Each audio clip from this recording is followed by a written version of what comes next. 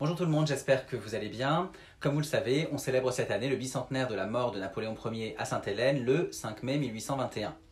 Pour l'occasion, aujourd'hui, j'avais envie de vous emmener au château de Fontainebleau pour vous faire découvrir une salle emblématique justement du pouvoir de Napoléon. Je veux parler de la salle du trône impérial. Alors, il faut savoir qu'avec plus de 8 siècles d'histoire, le château de Fontainebleau a accueilli l'ensemble des souverains français. Sous l'Ancien Régime, le château est une résidence royale régulièrement fréquentée. Les rois y organisent notamment de grandes parties de chasse dans la forêt voisine. Alors l'édifice aurait pu être détruit pendant la Révolution, mais pendant cette période, il va servir pour accueillir des écoles notamment, et donc il va être épargné et il va échapper à la destruction. Alors avançons un peu maintenant dans l'histoire. Nous sommes après la Révolution française et en 1799, Napoléon Bonaparte arrive au pouvoir après le coup d'État du 18 Brumaire, ce coup d'État qui va l'installer comme premier consul. Pendant cette période, alors qu'il visite la résidence royale de Fontainebleau, il va s'engager à redonner ses lettres de noblesse à ce palais incontournable de l'histoire de France. Parce qu'en effet, Napoléon a une affection toute particulière pour Fontainebleau. Et d'ailleurs, à juste titre, il va l'appeler, je cite, « la vraie demeure des rois et la maison des siècles ». En fait, pourquoi il l'appelle comme ça? Parce que, comme je vous le disais, ce lieu porte la trace de tous les souverains français qui y sont passés au cours de l'histoire de France.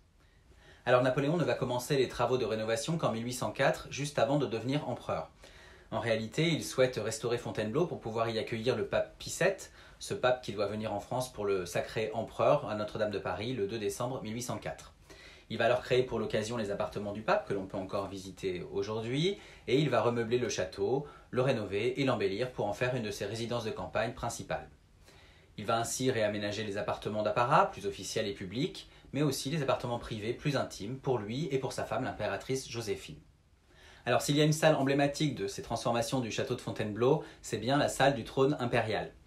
Elle est située dans l'ancien grand appartement du roi, qui est devenu ensuite évidemment l'appartement de l'empereur sous Napoléon Ier. Il faut savoir que sous l'Ancien Régime, cette pièce était la chambre du roi, et que cette chambre d'apparat, elle a accueilli tous les rois de France, d'Henri IV à Louis XVI. On le voit d'ailleurs très bien si on observe les détails de cette pièce. Le plafond, les lambris, les portes à frontons ou encore une partie de la cheminée datent de Louis XIII. Les décors de boiserie, eux, datent par exemple de Louis XV. Alors sachez pour information que dans cette pièce, les courtisans devaient présenter leur respect au roi en faisant une révérence, et que même quand le roi n'était pas là, ils devaient faire cette révérence puisque la chambre elle-même suffisait à représenter la puissance royale. Alors maintenant retournons à Napoléon Ier, nous sommes en 1808. Pour marquer la continuité du pouvoir avec les régimes précédents qui ont gouverné la France, Napoléon va choisir cette ancienne chambre du roi pour y installer son trône.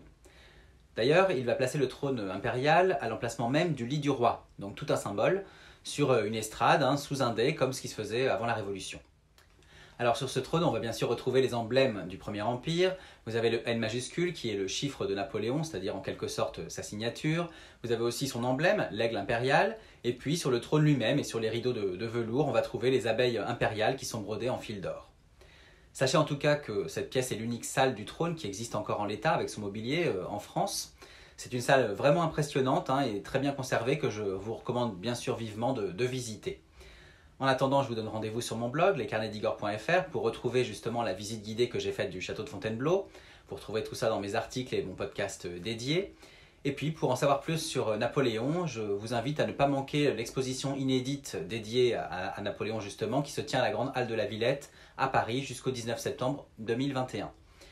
Et puis enfin, je vous recommande aussi de vous rendre à Fontainebleau, vous en saurez plus sur l'empereur à travers la visite du château bien sûr, mais aussi grâce au musée Napoléon qui rassemble beaucoup d'objets et d'informations le concernant. Enfin bien sûr, n'hésitez pas à partager cette vidéo et à me suivre sur mes comptes Instagram, Facebook, Twitter et YouTube, et je vous dis à très bientôt.